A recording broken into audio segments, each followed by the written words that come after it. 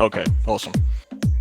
All right, guys. So today I'm going to teach everyone how to uh, completely 3D print their beast. Like all the clothes that's missing, and some people are missing like legs and arms. I'm going to show you how to fix all the problems. This is like a 99% uh, successful way of doing it.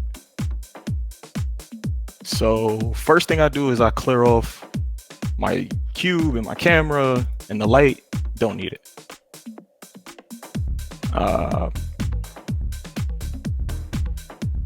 You're gonna go into File in Blender, and then you're going to import your GLB. And then once you select your file,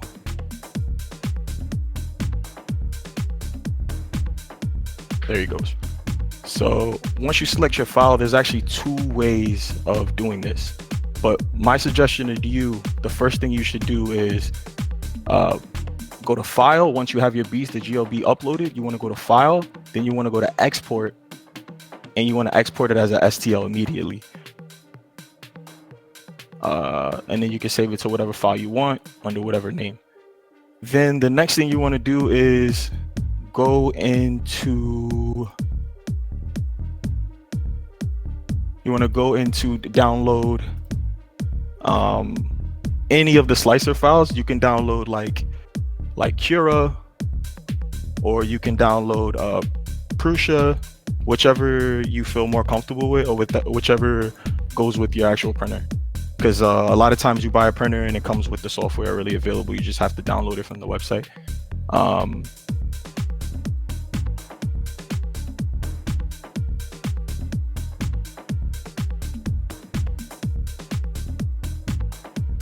So then you go here, ultimaker.com, and you can download the slicer for free, Ultimaker Cura. A lot of people use this.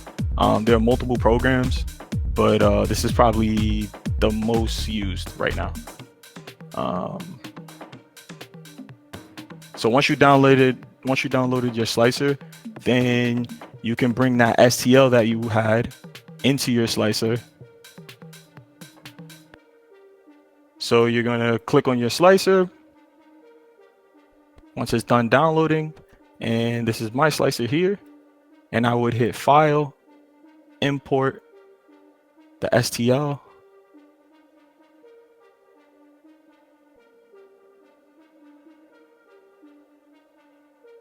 Okay, so right here you'll be able to see the full 3D model of your beast. But if you hit slice, which is the actual way it would look after your printer's done printing it, you'll see that the beast has like missing articles of clothing. He has holes in his head, a bunch of defects, and I'm going to show you how to fix this. So we turned everything into an STL initially without doing any fixes, so we can see what parts are messed up. We want to know, because sometimes once in a while it's rare, you can get a beast that doesn't have any issues and you'll just be able to download it and export it as a STL and then just 3D print it. Once in a while that happens, it's a miracle, but it is what it is. So we'll be able to fix all these errors here and the clothing with the errors as well. We go back into Blender, because that was just a test to see what's going on.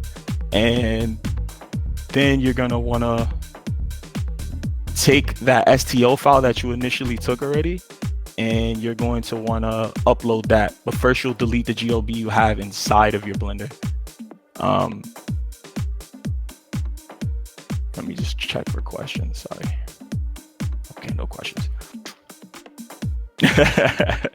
All right, thanks Dak, appreciate it, bro.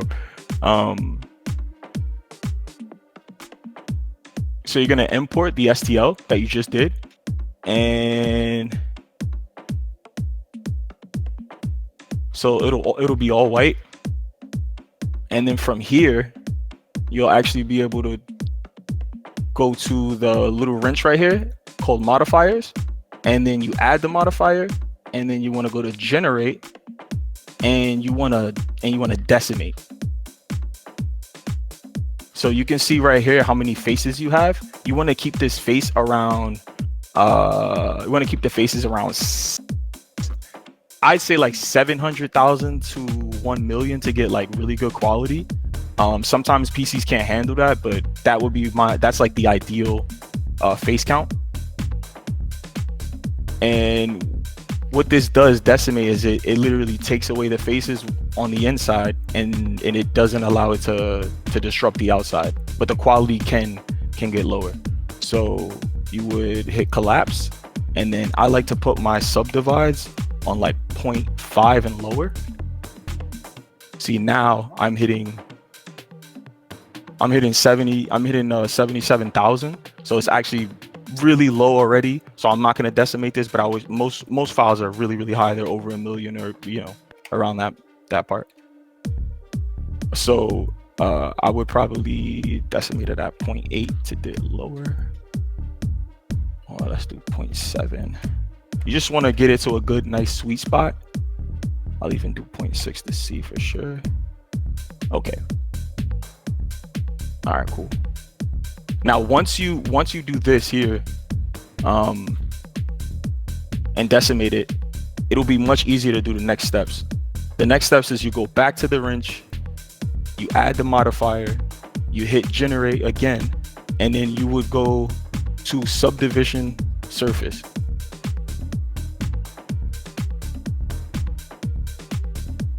Give me a little bit of a second here. My PC is not the best, so it will be loading for a little bit there. Does anyone have any questions on anything I've said so far? If so, just write it in chat and I'll happily answer.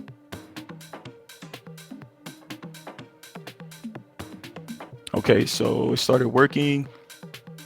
So our subdivision modifier is up now, and what I like to do is I like to put on levels viewport, I like to run it up. Well, first off, actually, if you have a slow PC like me, if your graphics card is a few years old, it's outdated, the best thing you can do is click this button right here, the real time, because what happens is once you start messing with the quality of an image, your graphics card gets really like congested, I guess, and it slows your PC down. It could even crash your Blender, crash everything.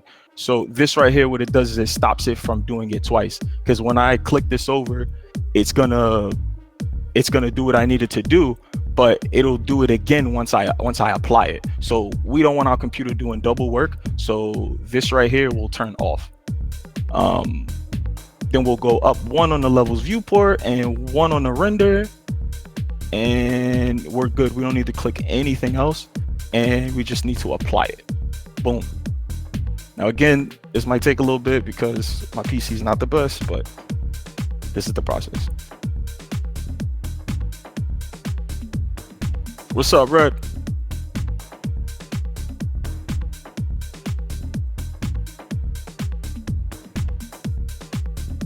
If I'm going too fast or things aren't clear, if anyone has any questions, just let me know. Okay, that was actually pretty quick. So you can see here his quality is really good. He had like some pixelation here on his shirt that's no longer there, so he looks pretty good.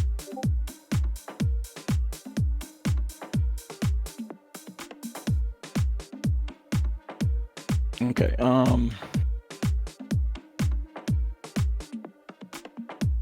next you're going to want to solidify. You go back again to the wrench,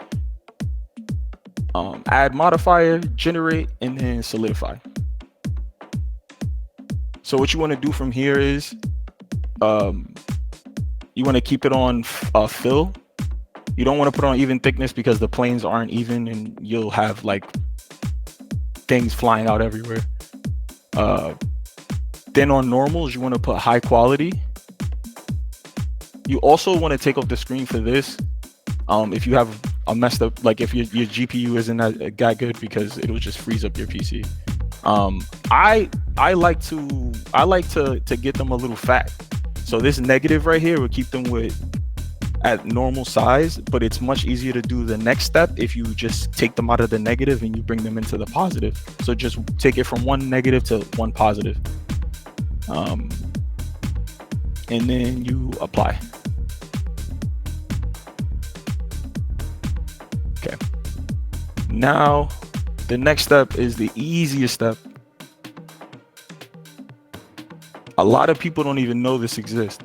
So there's a 3D print uh, there's a 3D print plugin for Blender.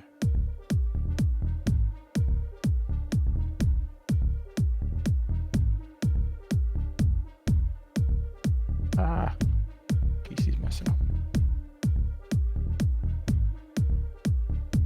So there's a 3D plugin for Blender, and it's called 3D print.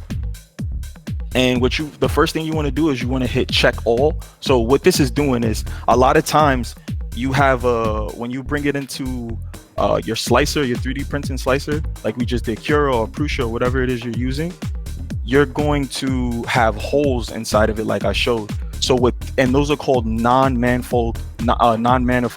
So what you can do is, in order for the computer to realize, the program to realize that these things have holes in them, you have to do the manifolds. So it'll fix it that way. But first, it has to find out where the manifolds are. So it'll check all. So you want to click check all. This could take a little bit.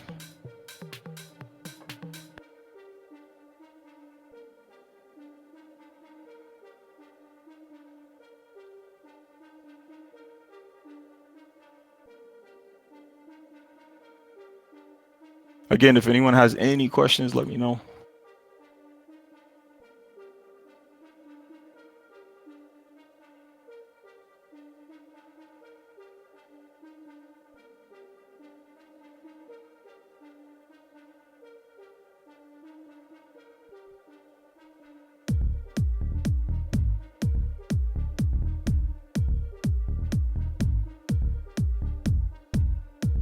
Yeah, so this could take quite a while.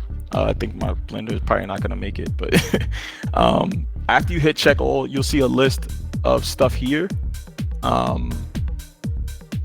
You'll see a list of stuff here, and then you would just click clean up. I'm going to actually end this Blender here because I can see my PC's always about to just delete itself. So I'm going to open Blender back up if I possibly can. Yep, there it goes. There it goes.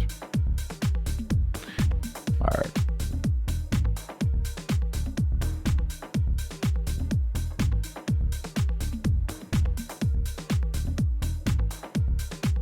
All right, got my Blender up and running again.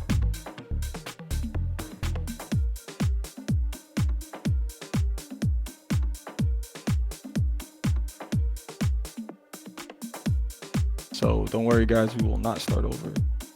I'm just going to upload the STL back in here really quickly and show you guys what I'm actually doing.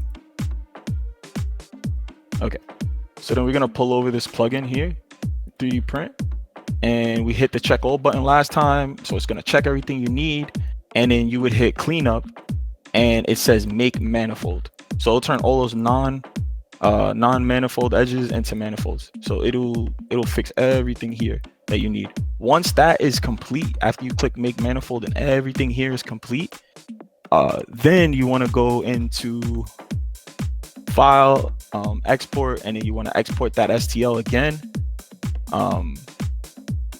and then you bring it back into your software.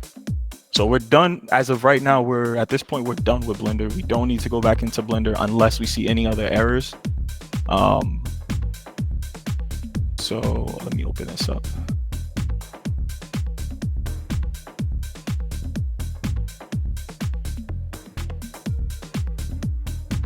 Okay, so now I'm in my slicer. I'm going to hit file, then import, and I'm gonna look for my STL here.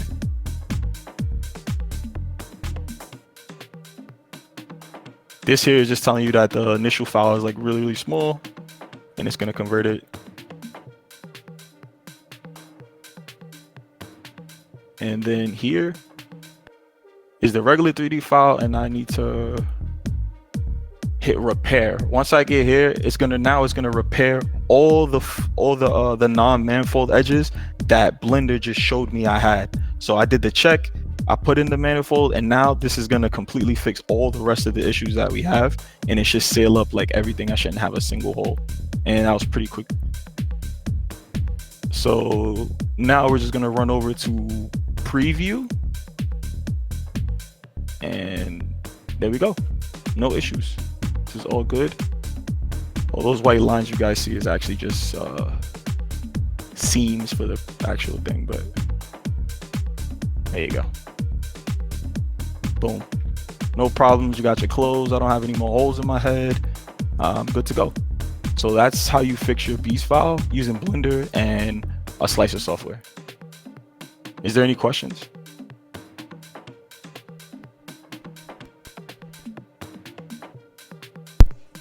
Yeah, I don't think they have questions. That was super detailed. Good job. Thanks. Also, one thing I should add is a lot of times people come in and they may be decimated a little bit too far. You could always, this is on most slicers, you could always right click on your beast, and then you want to hit simplify model. So this works both ways. If you guys want to drop more faces because your PC is just acting crazy and you don't know what to do and nothing's working out, you can actually decimate the detail here. And the further you go, the more like Play-Doh you look. And then the higher you go, the more faces you have, so you look, you know, outstanding. So you want to put detail level extra high, and then you want to put decimate ratio all the way back here to 0%. And now I'm maxed out my triangles, and then apply.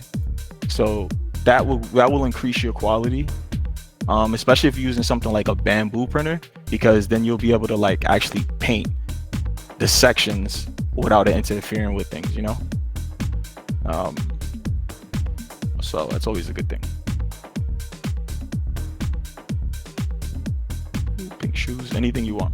So that's another thing that people can use to get rid of any issues with their bees. And that's pretty much it.